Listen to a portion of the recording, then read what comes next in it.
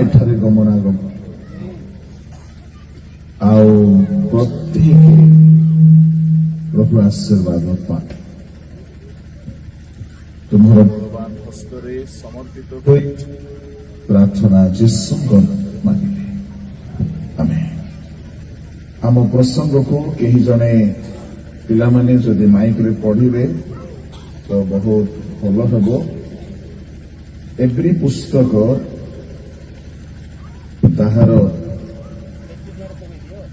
3 ଅଧ୍ୟାୟ 14 ପରି।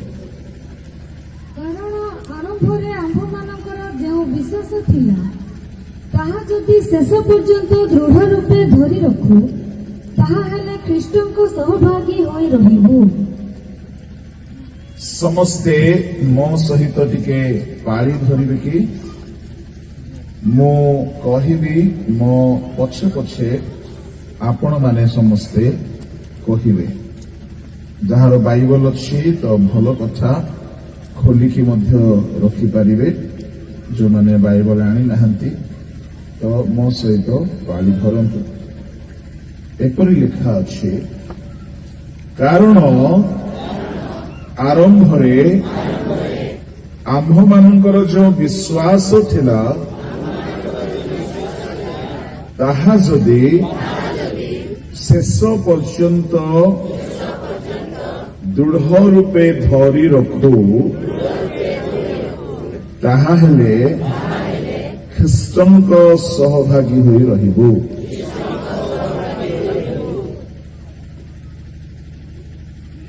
ଆରମ୍ଭରେ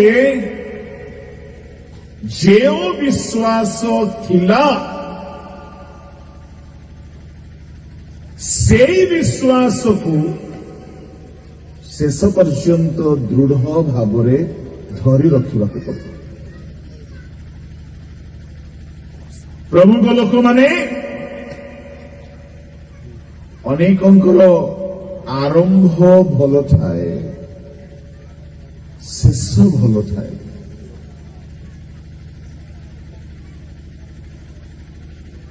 ପ୍ରାୟତଃ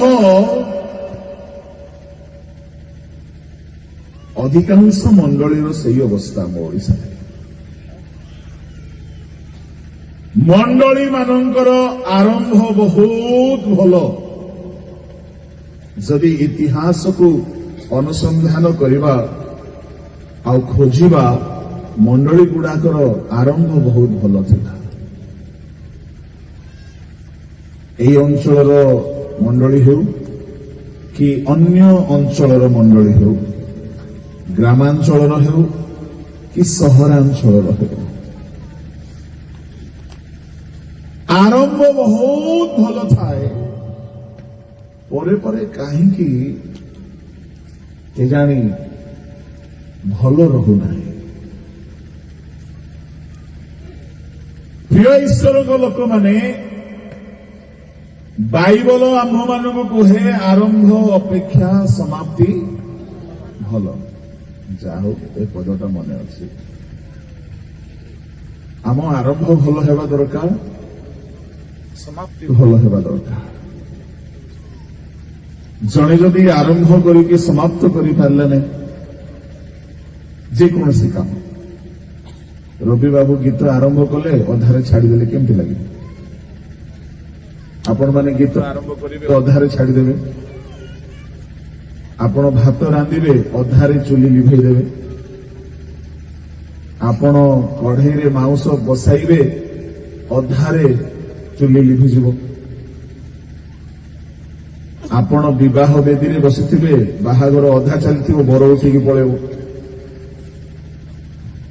ଆପଣ ମ୍ୟୁଜିକ ଶିଖୁଥିବେ, ଅଧାରୁ ଛାଡ଼ିଦେବେ। କିଛି ଲାଭ ହବ ବାବୁ? କିଛି ହବନି। ବାଇବଲ ଟ୍ରେନିଂ ଯାଇଥିବେ, ଅଧାରୁ ପଳେଇ ଆସିବେ। କୌଣସି ତାଲିମ ନେଉଥିବେ, ଅଧା ଶିଖିଥିବେ। ଆଉ ଯେଉଁମାନେ ଅଧାରେ ରହନ୍ତି, ଏ ଅଳ୍ପ ବିଦ୍ୟା ବଡ଼ ଭୟଙ୍କରୀ, ବେଶୀ ସମସ୍ୟା ଥାଏ। ଏଣୁ ଆମର ଆରମ୍ଭ ଯେମିତି ଥିଲା ଶେଷ ସେମିତି ହେଲେ ରହିବା କଥା, ତାହାଠୁ ଅଧିକ ଭଲ ହେଲେ ରହିବା କଥା। ଆମର ଶେଷ ଖାଲି ସେମିତି ରହିଲେ ଯଥେଷ୍ଟ ନାହିଁ। କେତେକ ବିଷୟରେ ଶେଷ ଆହୁରି ଭଲ ହେବା କଥା। କିନ୍ତୁ ବିଶ୍ୱାସ ସମ୍ବନ୍ଧରେ ଆମର ବିଶ୍ୱାସ ଆରମ୍ଭରେ ସେମିତି ଥିଲା, ଶେଷରେ ସେମିତି ରହିବା କଥା।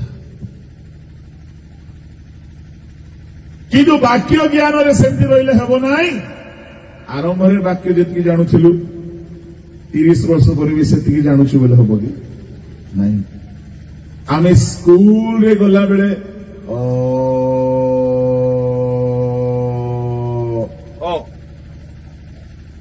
ଆରମ୍ଭରେ 15 ବର୍ଷ ସ୍କୁଲ ଗୁଡାକ ଗଲା ପରେ ବି ଯଦି ନାଇଁ ମୁଁ ଆରମ୍ଭରେ ଯୋଉ ଶିଖୁଥିଲି, କଲେଜ ଯାଇକି ମଧ୍ୟ ହିଁ ଶିଖୁଛି ବୋଲି କହିଲେ କେତେ ଦୁଃଖର କଥା। ଏଣୁ ଜ୍ଞାନ ବିଷୟରେ ଆମର ଆରମ୍ଭ ଅପେକ୍ଷା ଶେଷ ଅଧିକ ହେବା ଦରକାର। ପବିତ୍ରତା ବିଷୟରେ ଆମର ଆରମ୍ଭ ଅପେକ୍ଷା ଅଧିକ ଶେଷ ଅଧିକ ଭଲ ହେବା ଦରକାର। ଏଣୁକରି ପରମେଶ୍ୱର କହନ୍ତି ଗୋଟିଏ ମଣ୍ଡଳୀକୁ ପ୍ରକାଶିତ ପୁସ୍ତକ ବାହାର କରନ୍ତୁ, 2 ଅଧ୍ୟାୟର 19 ପଦ। 2 ଅଧ୍ୟାୟର 19 ପଦ।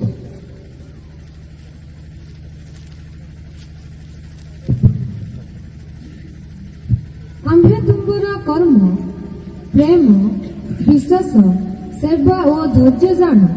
ପୁଣି ତୁମ୍ଭର ବର୍ତ୍ତମାନ କର୍ମ ତୁମ୍ଭର ପୂର୍ବ କର୍ମଗୁଡ଼ିକ ଅପେକ୍ଷା ଯେ ଅଧିକ, ଏହା ମଧ୍ୟ ଜାଣୁ। ସେମାନଙ୍କର ବର୍ତ୍ତମାନର କର୍ମ ପୂର୍ବ କର୍ମ ଅପେକ୍ଷା ଅଧିକ।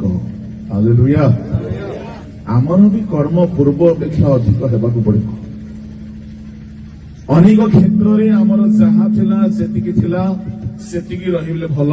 କିନ୍ତୁ ଆଉ କେତେକ କ୍ଷେତ୍ରରେ ଆମର ପୂର୍ବ ଅପେକ୍ଷା ଅଧିକ ହେବାର ଅଛି।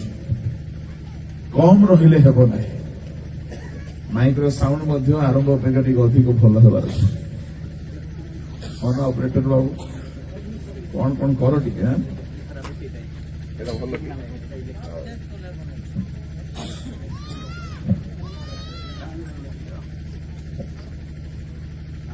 Praise the Lord. ଏଇଟା ବେଶୀ ଭଲ ଅଛି।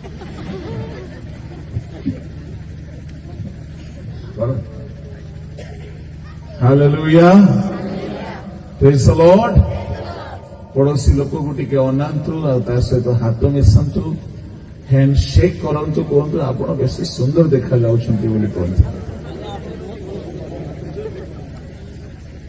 କାହିଁକି ମାନେ ମିଛ ପ୍ରଶଂସା ଭଲ ଲାଗେ। ଓକେ, ପ୍ରଭୁଙ୍କ ନାମର ଗୌରବ ହଉ।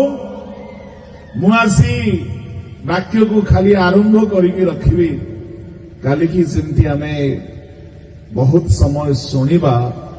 ଆଜି ଯେହେତୁ ବିଳମ୍ବ ହେଇଯାଇଛି, ଏଣୁ ବହୁ ସମୟ ଆପଣମାନଙ୍କୁ ବସାଇବି ନାହିଁ ବୋଲି ଭାବୁଛ କି? ବସେଇ ମଧ୍ୟ ପାରେ, କିନ୍ତୁ ନାହିଁ।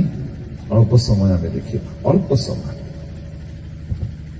ବାକ୍ୟକୁ ଆମେ 2 ଭାଗରେ ବାଣ୍ଟିବା। ଆଜି ମୁଁ ଆପଣମାନଙ୍କୁ କହିବି, ଆମର ଆରମ୍ଭ ଅପେକ୍ଷା ଶେଷ କେତେ ଜଣଙ୍କର ଖରାପ ହେଇଗଲା।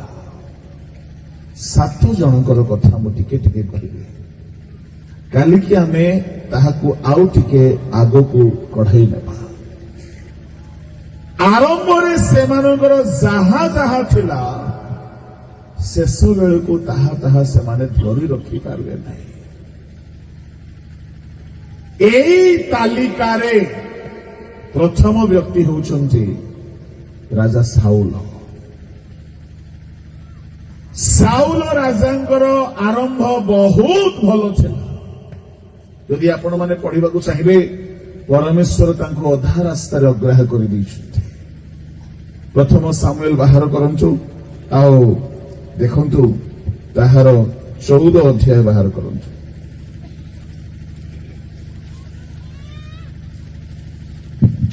ତେର ଅଧ୍ୟାୟର 14 ପଦ ପଢନ୍ତୁ। ମାତ୍ର ଏବେ ତୁମ୍ଭର ରାଜତ୍ୱ ସ୍ଥିର ହେବ ନାହିଁ। ସଦାପ୍ରଭୁ ନିଜ ମନର ମତ ଏକ ଜଣ ଆପଣ ପାଇଁ ଅନ୍ୱେଷଣ କରିଅଛନ୍ତି। ସଦାପ୍ରଭୁ ଆପଣ ଲୋକମାନଙ୍କ ଉପରେ ତାହାକୁ ଅଗ୍ରଣୀ ନିରୂପଣ କରିଅଛନ୍ତି। କାରଣ ସଦାପ୍ରଭୁ ତୁମକୁ ଯାହା ଆଜ୍ଞା କରିଥିଲେ ତୁମ୍ଭେ ତାହା ପାଳନ କଲ ନାହିଁ। ଶୁଣନ୍ତୁ, କାହାର ଆରମ୍ଭ ଭଲ ହେଲା କିନ୍ତୁ ଶେଷ ଭଲ ହେଲା ନାହିଁ। ସେ ହେଉଛନ୍ତି ରାଜା ସାଉଲ। କାହିଁକି? ପାୱାର ଅଛି, ପୋଜିସନ ଅଛି, ସିଂହାସନ ଅଛି, ଦେଶର ରାଜା ସିଏ, କିନ୍ତୁ ବାକ୍ୟ ପାଳନ କଲେ ନାହିଁ। ବେଳେ ବେଳେ ସେବା କାର୍ଯ୍ୟରେ ପ୍ରଭୁ ଆମକୁ ଆସନ ପୋଜିସନ ଦେବେ, ଆଉ ଯଦି ଆମେ ତାଙ୍କ ବାକ୍ୟାନୁଯାୟୀ ଜୀବନ ବିତାଇବା ନାହିଁ, ଆମର ଆରମ୍ଭ ଭଲ ହେଇପାରେ କିନ୍ତୁ ଶେଷ ଭଲ ହବ ନାହିଁ।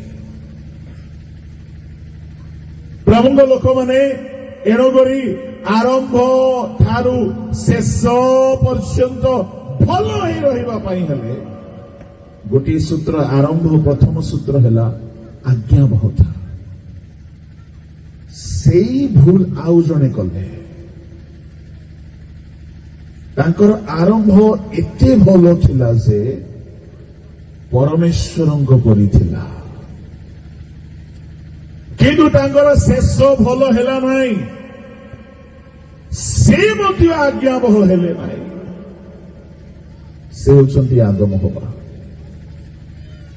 ଆଦମ ହବାଙ୍କର ଆରମ୍ଭ ପରମେଶ୍ୱରଙ୍କ ପରି ଥିଲା।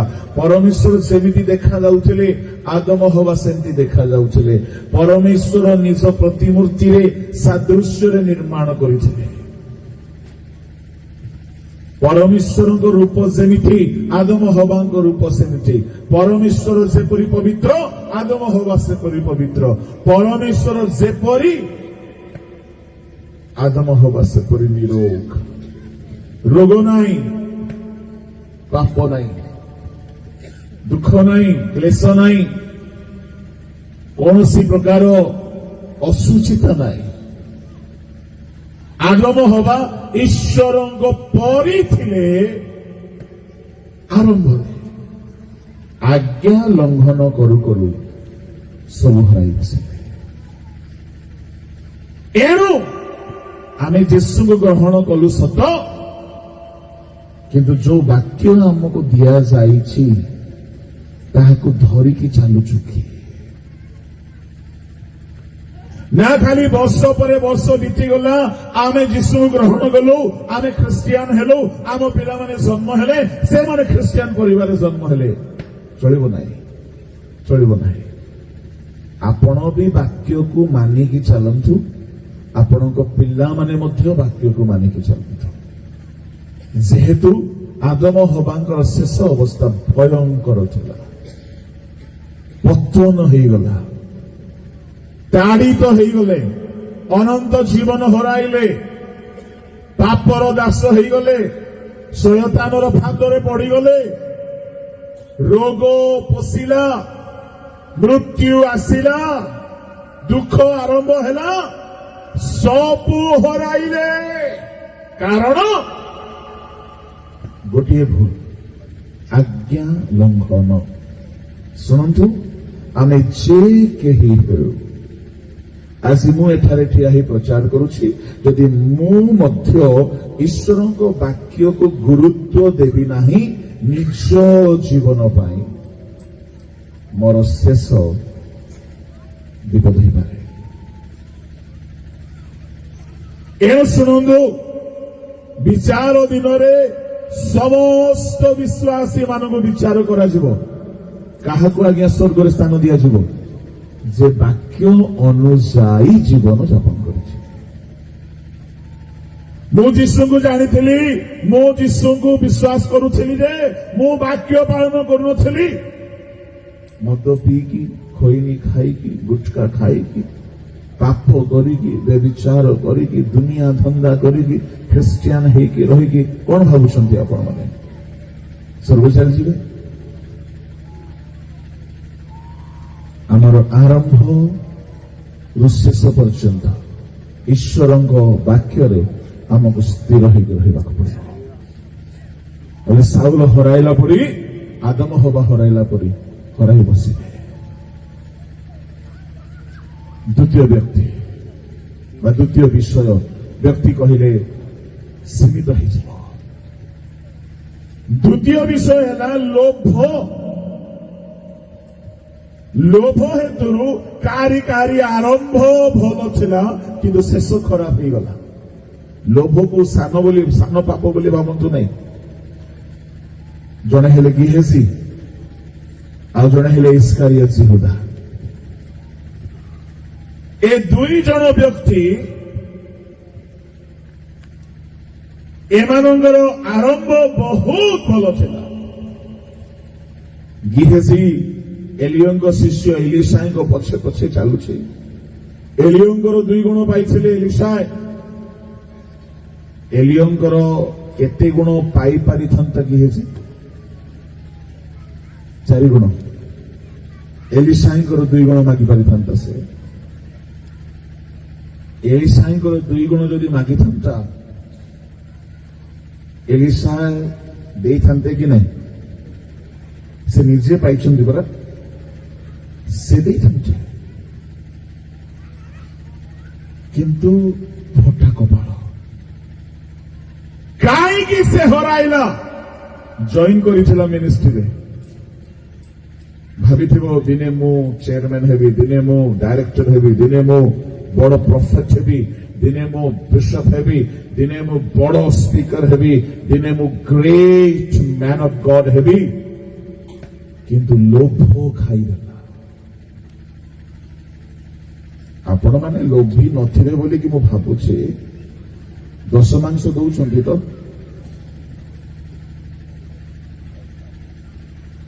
ନା 10 ଟଙ୍କା ପକଉଛନ୍ତି ଖାଲି? ଆମ ଲୋକମାନେ ଦାନ ଦେବାରେ ବହୁତ ଦୁର୍ବଳ। କାହିଁକି? ଲୋଭ। କାଲିକି ମତେ ଲାଗୁଛି କଏନ ଆସିବ ନାହିଁ ଦାନ ସଂଗ୍ରହ ବେଳକୁ। 5 ଟଙ୍କା 10 ଟଙ୍କା ଥଳି ଗୁଡାକ ଓଜନ ହେଇଯାଉଛି। ଆମେ ଲୁଗା ଦୋକାନକୁ ଗଲେ ବଡ ବଡ ନୋଟ ନେଇକି ଯାଉଛେ। ପ୍ରଭୁଙ୍କୁ ଦେଲା ବେଳକୁ ହାତ ପଛକୁ ହେଇଯାଉଛି। କାହିଁକି? ଲୋଭ। ମୁଁ ପଚାରିବି ନାହିଁ କେତେ ଲୋକ ବିଶ୍ୱସ୍ତ ଭାବରେ 10 ମାଂସ ଦଉଛ ବୋଲିକି, କିନ୍ତୁ ଆମ ଲୋକମାନେ ଦିଅନ୍ତି ନାହିଁ। ଚୋର ଗୁଡାକ ପ୍ରଭୁଙ୍କର ପକେଟ ମାରି ଦିଅନ୍ତି। ମୁଁ ତ କହିବି ଚର୍ଚ୍ଚର କାନ୍ଥରେ ଲେଖ ପକେଟ ମାର ପ୍ରତି ସାବଧାନ। କାହାର ପକେଟ ମାରୁଛନ୍ତି ଏମାନେ? ପ୍ରଭୁଙ୍କର ପକେଟ। 10 ମାଂସକୁ ନେଇକି ବହୁତ ତର୍କ ବିତର୍କ ଚାଲିଛି। ଦେବା କଥା ନ ଦେବା କଥା ଇତ୍ୟାଦି କଥା ଚାଲିଛି। ଆରେ ଦିଅ, କିଛି ତ ଦିଅ ପ୍ରଭୁଙ୍କୁ। 10 ମାଂସ କିଛି ନାହିଁ, ଅଧିକ ଦେବା କଥା। ଜଣେ ଲୋଭୀ ଲୋକ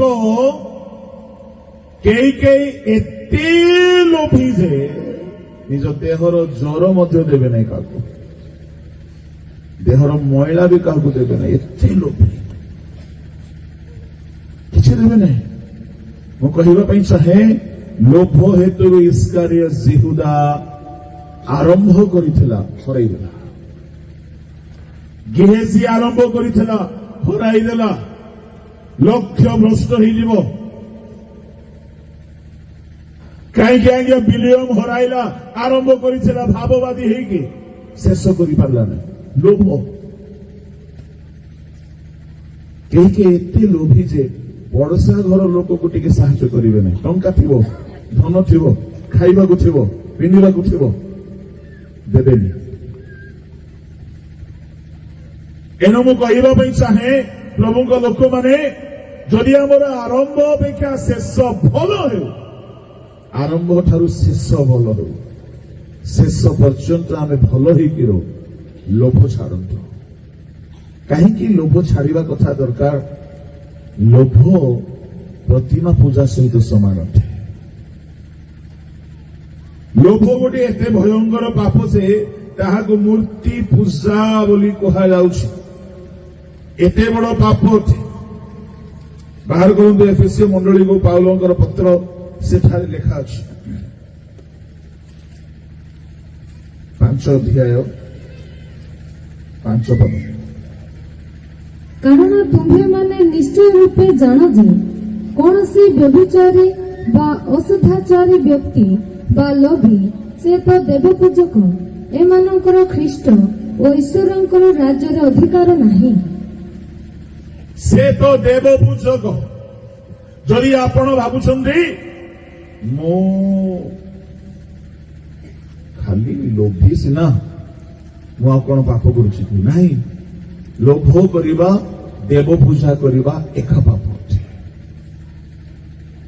ପୁଣି ଲେଖା ଅଛି ଧନ ଲୋଭ ସମସ୍ତ ଅନର୍ଥର ମୂଳ ଅଟେ। ଭୟଙ୍କର ପାପ। ପ୍ରଭୁଙ୍କ ପାଇଁ ଖର୍ଚ୍ଚ କରିବା, ଗରିବ ମାନଙ୍କ ପାଇଁ ଖର୍ଚ୍ଚ କରିବା, ସେବକ ମାନଙ୍କ ପାଇଁ ଖର୍ଚ୍ଚ କରିବାରେ କେହି ପଛ ଘୁଞ୍ଚା ହୁଅନ୍ତୁ ନାହିଁ। କାହିଁକି? ତହିଁରେ ବହୁତ ପୁରସ୍କାର ଆପଣ ଫେରି ପାଇବେ। ଆଉ ଲୋଭୀ ମାନେ କେବଳ ଲୋଭୀ ହେଇ ଲୋଭାକ୍ରାନ୍ତ ହେଇକି ସେମାନଙ୍କର କ୍ଷତି ହେବ, ସବୁ ହରାଇ ବସିବେ ସେମାନେ। ତେଣୁ ସାବଧାନ। ଲୋଭୀ ଲୋକର ଆରମ୍ଭ ଅପେକ୍ଷା ଶେଷ ଭଲ ହୁଏ ନାହିଁ। ଏହା ଦ୍ୱିତୀୟ ବିଷୟ ମନେ ରଖିବେ। ତୃତୀୟ ପାପ, ଯଦି ଜଣେ ଶାରୀରିକ ଅଭିଳାଷକୁ ଦମନ କରେ ନାହିଁ, ତାର ଶେଷ ଭଲ ହେବ ନାହିଁ। ଏଲି ଯାଜକର ପିଲାମାନେ ଆରମ୍ଭ ଭଲ ଥିଲା ସେମାନଙ୍କର। ମୁଁ ପଢାଇବି ନାହିଁ, ଆପଣ ଲେଖୁଛନ୍ତି ଲେଖି ନିଅନ୍ତୁ। ପ୍ରଥମ ସାମୁଏଲ ତାର 3 ଅଧ୍ୟାୟ, 2 ଅଧ୍ୟାୟ, 4 ଅଧ୍ୟାୟ, 5 ଅଧ୍ୟାୟ, ଏଇ 4 ଅଧ୍ୟାୟ। ସେମାନେ ଯାଜକ ଥିଲେ। ହଫନି, ଫିନହସ ସିନ୍ଦୁକ ଧରିକି ଯିବାର ସେବା ପାଇଥିଲେ। ସମାଗମ ତମ୍ବୁର ସେବା ପାଇଥିଲେ। କିନ୍ତୁ ତମ୍ବୁ ନିକଟରେ ସେବାକାରୀ ସ୍ତ୍ରୀ ମାନଙ୍କୁ ଭ୍ରଷ୍ଟ କରୁଥିଲେ। এই ହେତୁରୁ, ଦୁଷ୍ଟତା ହେତୁରୁ, ଅଭିଳାଷ ହେତୁରୁ ସେମାନଙ୍କର ଶେଷ ଭଲ ହେଲା ନାହିଁ। ମଲେ ଯୁଦ୍ଧରେ, ଖଡ୍ଗ ଘାତ ହୋଇକି ମଲେ। ଶୁଣ, ଯଦି କେହି ଶାରୀରିକ ଅଭିଳାଷକୁ ଦମନ କରିବ ନାହିଁ, ସେ ସେବକ ହଉ କି ବିଶ୍ୱାସୀ, ସେ ନୂଆ ହଉ କି ପୁରୁଣା, ତାର ଶେଷ ଭଲ ହେବ ନାହିଁ। ବିଲକୁଲ ଭଲ ହେବ ନାହିଁ। ଆମର ଶେଷ ଯଦି ଭଲ ହେଉ ବୋଲି ଚାହୁଁଛନ୍ତି, ବ୍ୟଭିଚାରରୁ ପଳାୟନ କରନ୍ତୁ, ଅଭିଳାଷରୁ ପଳାୟନ କରନ୍ତୁ, କାମୁକଥାରୁ ପଳାୟନ କରନ୍ତୁ, ଶରୀରକୁ ଶୁଚି କରିକି ଧରି ରଖନ୍ତୁ। ଆମେ କେତେ ଖ୍ରୀଷ୍ଟିଆନ, କେତେ ପୁରୁଣା, ଆମେ କେତେ ଧାର୍ମିକ ଦେଖାଯାଉଛୁ, ଆମେ କେତେ ବଡ ପୋଷ୍ଟରେ ଅଛୁ, ଆମେ କେତେ ବାକ୍ୟ ଜାଣିଛୁ, କିଛି କାମ ଦେବ ନାହିଁ। ହଫନି ପିନହସି ପଦ ପଦବୀରେ ଥିଲେ, ଯାଜକ ହେଇକି ଥିଲେ, ସିନ୍ଦୁକ ଧରିକି ଯାଉଥିଲେ, ବେଦୀର ସେବା କରୁଥିଲେ, କିନ୍ତୁ ପାପ ଛାଡ଼ି ନାହାନ୍ତି।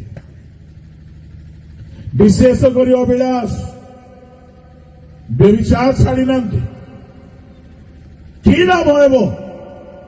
ଭାବି ଦେଖନ୍ତୁ, ଆରମ୍ଭ କରିକି ଆତ୍ମାରେ, ଶେଷ ହଉଛି ଶରୀରରେ। କି ଲାଭ ହେବ? ଆରମ୍ଭ କରିକି ଶେଷ କରିପାରିଲେ ନାହିଁ, କି ଲାଭ ହେବ? ସାବଧାନ। ଆତ୍ମାରେ ଆରମ୍ଭ କରିକି ଶରୀରରେ ସିଦ୍ଧ ହେଉଛନ୍ତି କେହି କେହି। ସାବଧାନ ପ୍ରିୟ ଈଶ୍ୱରଙ୍କ ଲୋକମାନେ। ଏହା ତୃତୀୟ ବିଷୟ। ଯେଉଁମାନେ ଅଭିଳାଷର ଅନୁଗାମୀ, ସେମାନଙ୍କର ଶେଷ ଭୟଙ୍କର ଦୁର୍ଦ୍ଦଶାରେ ହୁଏ। ଚତୁର୍ଥ କଥା ମୁଁ କହୁଛି,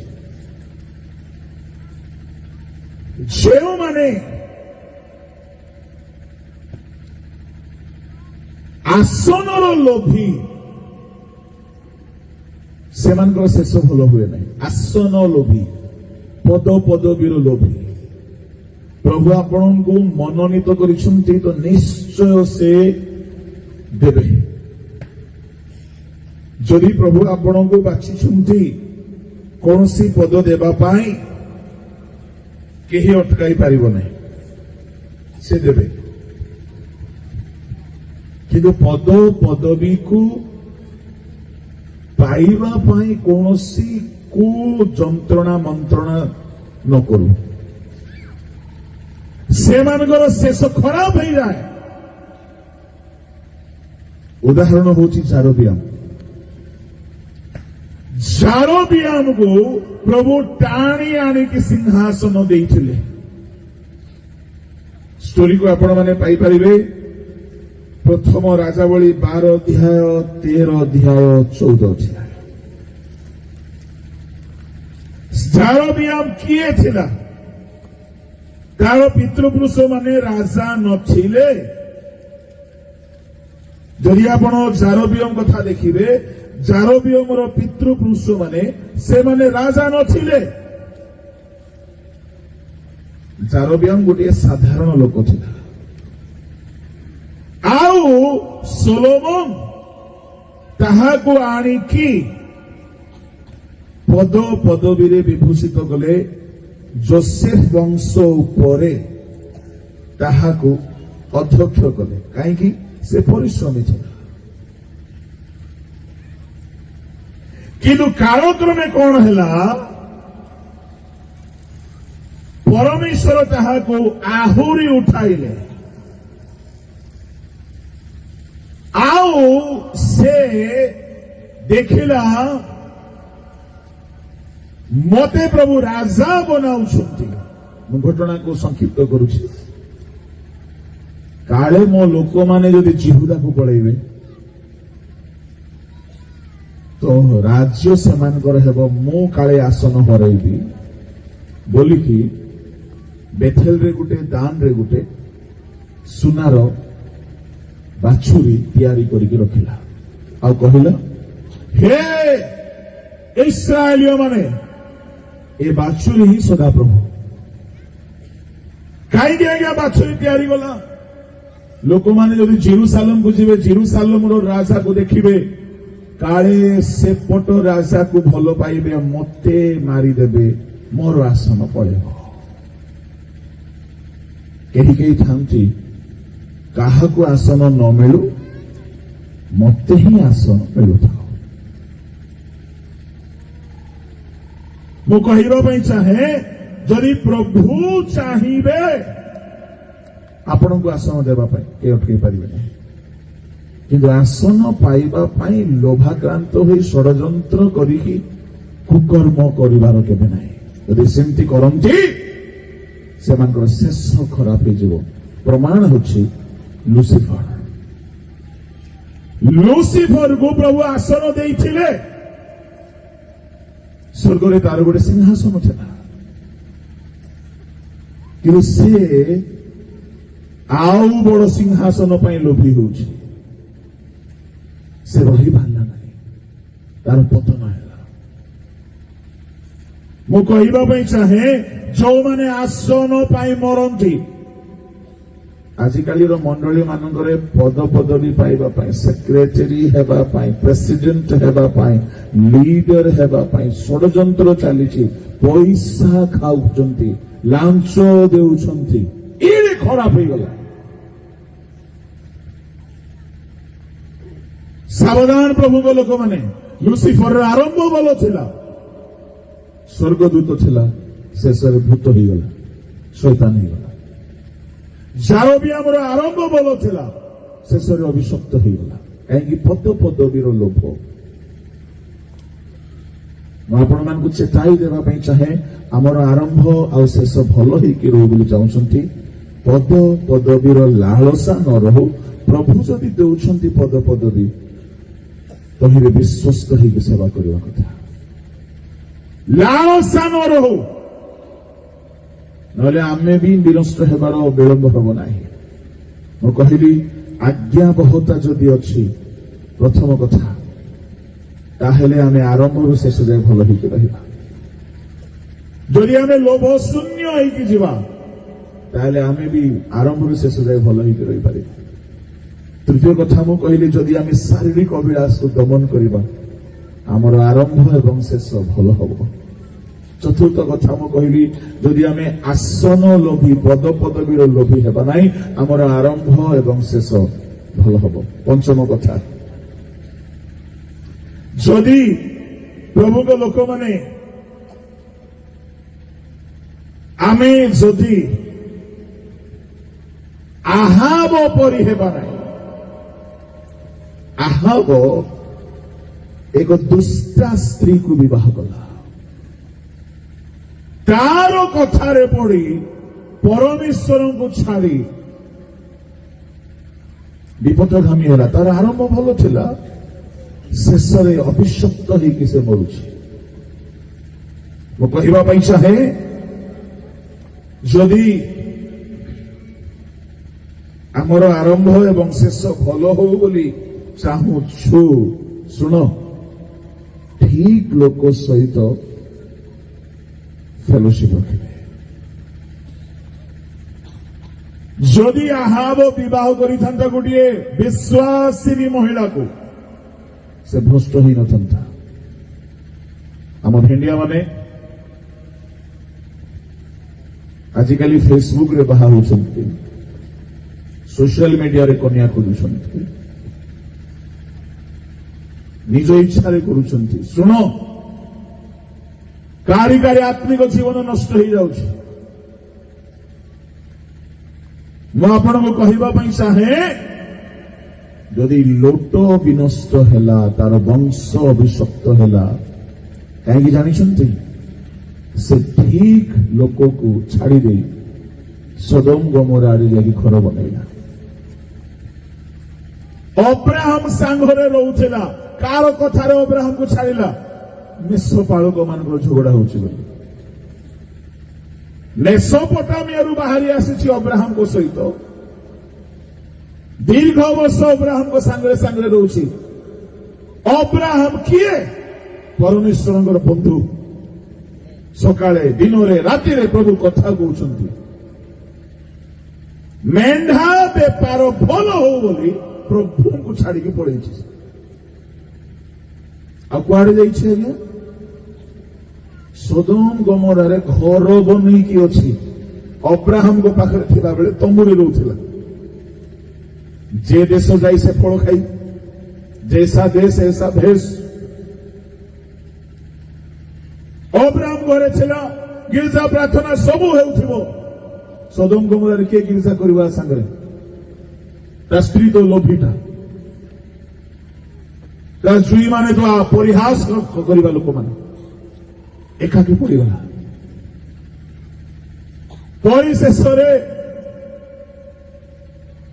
ପ୍ରଭୁଙ୍କ ଲୋକମାନେ ସେ ଗାଁରୁ ଘର ଛାଡିକି ପଳେଇବାକୁ ପଡିଲା। ଶୁଣ, ତା ଲାଇଫରେ ଘର ନଥିଲା, ତମ୍ବୁ ଥିଲା, ତମ୍ବୁ। ଆହ୍ୱାନ ଭୁଲନ୍ତୁ ନାହିଁ।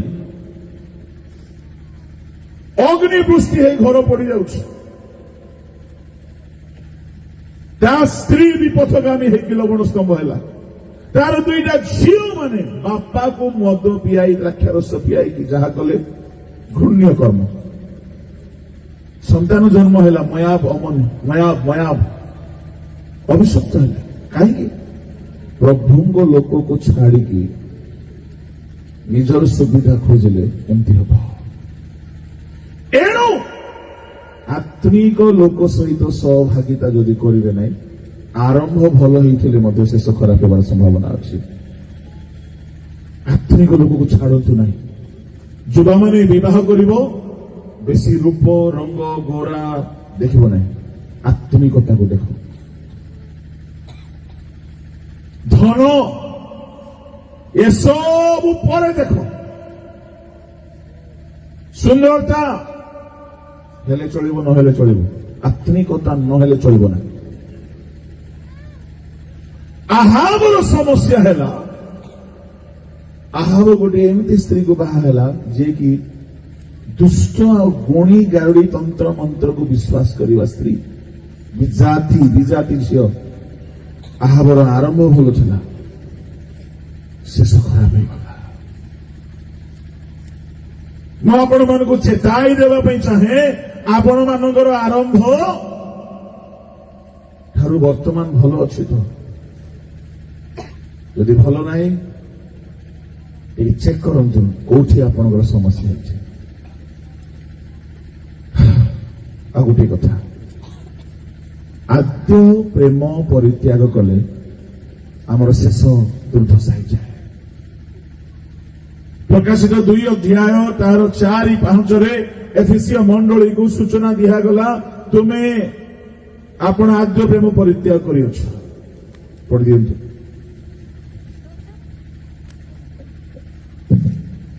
ତଥାପି ତୁମ୍ଭ ବିରୁଦ୍ଧରେ ଆମ୍ଭର ଏହି କଥା ଅଛି, ତୁମ୍ଭେ ଆପଣ ଆଦ୍ୟ ପ୍ରେମ ପରିତ୍ୟାଗ କରିଅଛ।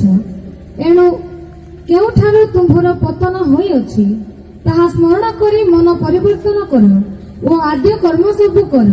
ନହେଲେ ଯେବେ ମନ ପରିବର୍ତ୍ତନ ନ କର, ତେବେ ଆମ୍ଭେ ତୁମ୍ଭ ନିକଟକୁ ଆସି ତୁମ୍ଭର ପ୍ରଦୀପ ସ୍ୱସ୍ଥାନରୁ ଘୁଞ୍ଚାଇ ଦେବୁ। ଆପଣମାନଙ୍କୁ କହିବା ପାଇଁ ଚାହେଁ, ବାଇବଲର 7 ଗୋଟି ମଣ୍ଡଳୀ, ଏଫେସସ୍, ସ୍ମୁର୍ଣ୍ଣା, ପରଗମ, ଥୁୟତିରା, ଫିଲାଡେଲଫିଆ, ସାର୍ଦି, ଲାଉଦିକିଆ, ଏ 7ଟା ମଣ୍ଡଳୀକୁ ମଧ୍ୟରୁ ଗୋଟିଏ ମଣ୍ଡଳୀକୁ ପ୍ରଭୁ ଚେତନା ଦେଇଥିଲେ, ତୁମେ ଯଦି ଆଦ୍ୟ ପ୍ରେମକୁ ଫେରି ଆସିବ ନାହିଁ, ଆମେ ତୁମର ପ୍ରଦୀପ ତୁମଠାରୁ ଘୁଞ୍ଚେଇ ଦେବ। ଜାଣିଛନ୍ତି, ସତକୁ ସତ ସେମାନଙ୍କର ପ୍ରଦୀପ ପ୍ରଭୁ ଘୁଞ୍ଚାଇ ଦେଲେ। ଆଜି ଏଫେସ ସହରରେ ମଣ୍ଡଳୀ ନାହିଁ। କାହିଁକି ନାହିଁ? ବାକ୍ୟ ଶୁଣିଲେ ହେ, ଚେତନା ପାଇଲେ ହେ, ସେମାନେ ପରିବର୍ତ୍ତନ ହେଲେ ନାହିଁ। ମୁଁ କହିବା ପାଇଁ ଚାହେଁ, ପ୍ରଭୁ ଏ ସଭାରେ ଆମମାନଙ୍କୁ ଚେତାଇ ଦେଉଛନ୍ତି, ଆମେ ଯଦି ଆଦ୍ୟ ଜୀବନରେ ଯେମିତି ଥିଲୁ, ପକ୍କାବାମାନଙ୍କ ପାଇଁ, ପାଳକମାନଙ୍କ ପାଇଁ ସେବା କରିବା ପାଇଁ, ବାକ୍ୟ ପଢିବା ପାଇଁ, ପ୍ରାର୍ଥନା କରିବା ପାଇଁ ଯେମିତି ଥିଲୁ, ସେମିତି ରହିବା ନାହିଁ। ଆମର ଦୀପ ବି ଲିଭା ଯାଇପାରେ। ପ୍ରଭୁଙ୍କ ଲୋକମାନେ ଏହି କେତୋଟି କଥା କହିକି ମୁଁ ସମାପ୍ତ କରୁଅଛି। ଯଦି ଆଜ୍ଞାବହ ହେବେ ନାହିଁ, ଆରମ୍ଭ ଅପେକ୍ଷା ଶେଷ ଭୟଙ୍କର ଦୁର୍ଦ୍ଦଶାରେ ପରିଣତ ହେବ। ଯଦି ଲୋଭ ଛାଡ଼ିବେ ନାହିଁ, ଆରମ୍ଭ ଅପେକ୍ଷା ଶେଷ ଭୟଙ୍କର ନଷ୍ଟ ହେଇଯିବ। ଆଉ ଗୋଟିଏ ବିଷୟ, ଗର୍ବ। ମୁଁ 7ଟି କଥା କହିବା ପାଇଁ ଚାହୁଁଥିଲି। ପ୍ରଥମ ହେଲା ଆଜ୍ଞାବହତା, ଦ୍ୱିତୀୟ ହେଲା ଲୋଭ ଶୂନ୍ୟ ଜୀବନ, ତୃତୀୟ ହେଲା ଅଭିଳାଷ ଶୂନ୍ୟ ଜୀବନ, ଚତୁର୍ଥ ହେଲା ପଦ ପଦବୀ ପ୍ରତି ଲାଳସା ଶୂନ୍ୟ ଜୀବନ ହେବା ଦରକାର। ଆଉ ପଞ୍ଚମ ବିଷୟ କଣ କହିଥିଲି? ଆତ୍ମିକ ଲୋକ ସହିତ ସହଭାଗିତା କରିବା ଛାଡ଼ିବ ନାହିଁ। ହାଲେଲୁୟା। ଷଷ୍ଠ ହେଲା ଆଦ୍ୟ ପ୍ରେମକୁ ଛାଡ଼ିବାକୁ ହେବ ନାହିଁ।